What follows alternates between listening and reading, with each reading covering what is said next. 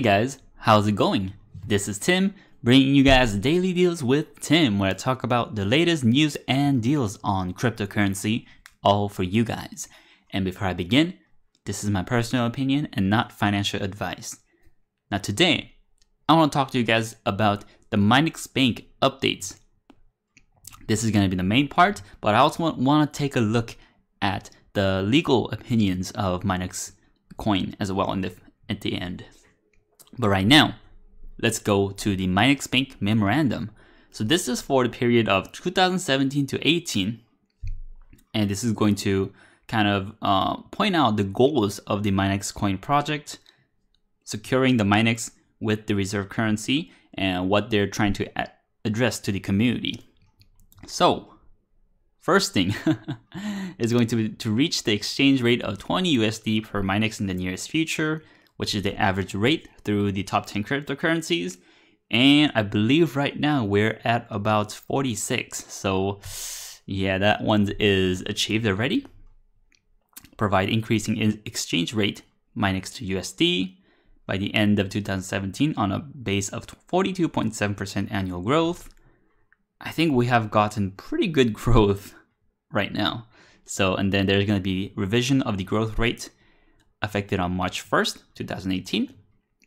And the average annual growth rate is going to be revised based on the top 10 cryptos. Also, the base annual rate, parking rate, will be reviewed every 6 months to change. And this is one thing that is important to notice, because I haven't noticed this until the MinexCoin team actually pointed it out for me at social media. So a special reservation. The first 3 months from November 1st, 2017 will be a period of creation and development of the Minex exchange market. The market will be formed in stages due to different terms of trades launching on the various exchanges.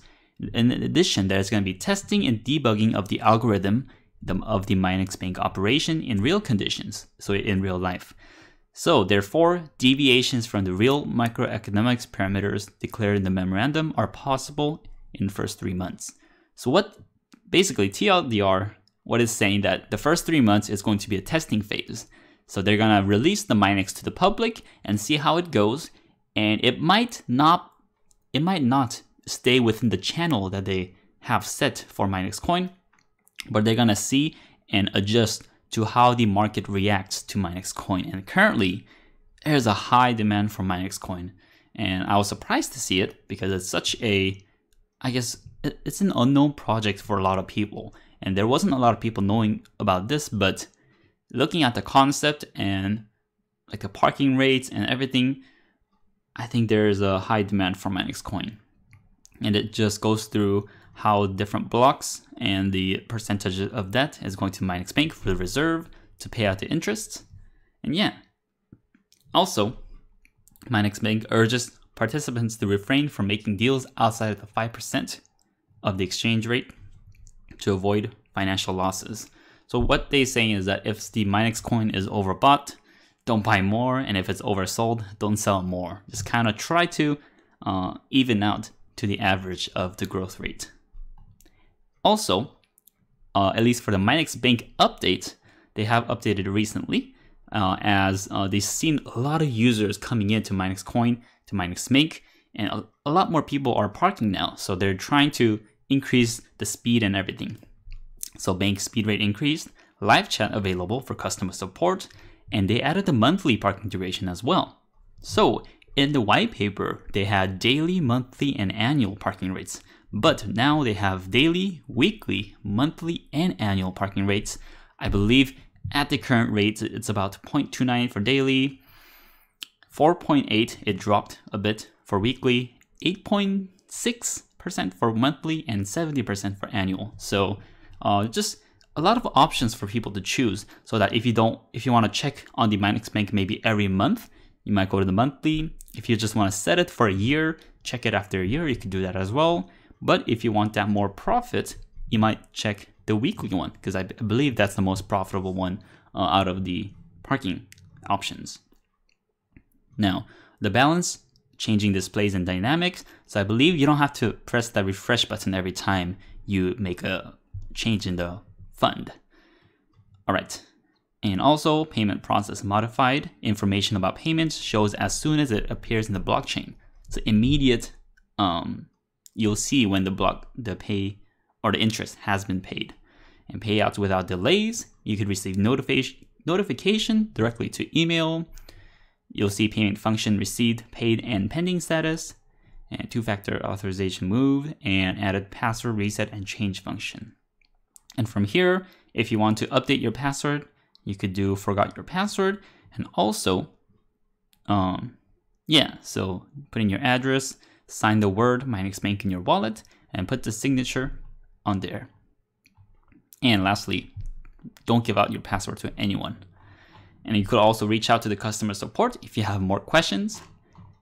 All right, and lastly, I believe this is pretty new. I haven't seen this in the website, but I realized it today, clicked on it, and this is the MinexCoin legal opinion. They basically introduce what cryptocurrency is and what MinexCoin is.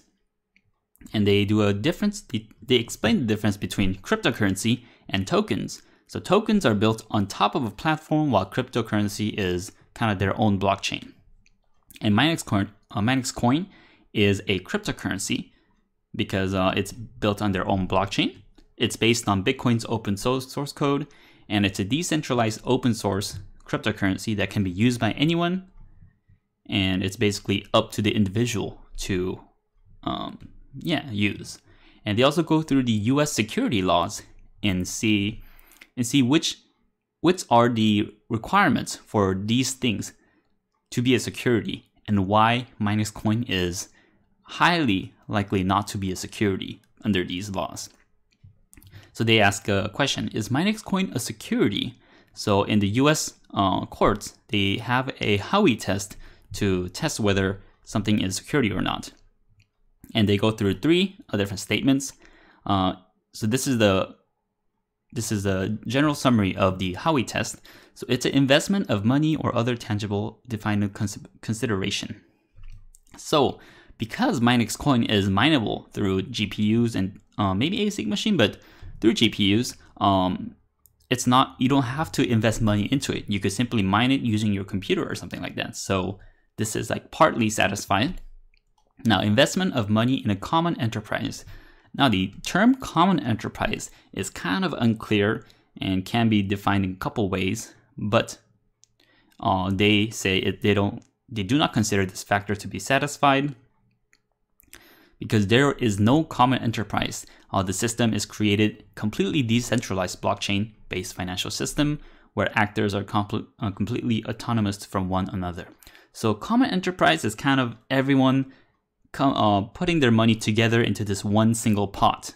But MinexCoin is a decentralized blockchain where there is an open ledger, but people don't put everything into one pot. They individually own their own key to the wallet. So that's what they're saying. It's not a common enterprise. And also there's number 3 is expectation of profits from an investment, which comes solely from the efforts of other. Now this one is for sure not, because it is your choice whether you want to park your coins or not. The MinexBank doesn't require you to park your coins. You could just hold on to your coin and not gain any interest. But if you want to get the parking rates, you can do it. So it gives the responsibility to the individual. So that's why in summary, they see the MinexCoin as not a security, and because it's an open source cryptocurrency, which can be used by anyone. So that is that. Yeah, so this is another very great kind of piece of writing that I have read through and understood.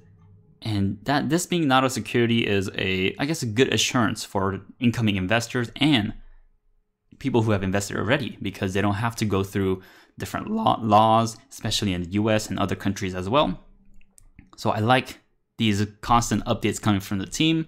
Yeah, MinexCoin is looking good already. So I'm hopeful for this project. But if you guys like this kind of content, like this video, comment below, and smash that subscribe button. Also, if you guys want to support the channel, check out the links below, and I'll really appreciate that. And as always, I'll bring you guys more deals on Daily Deals with Tim.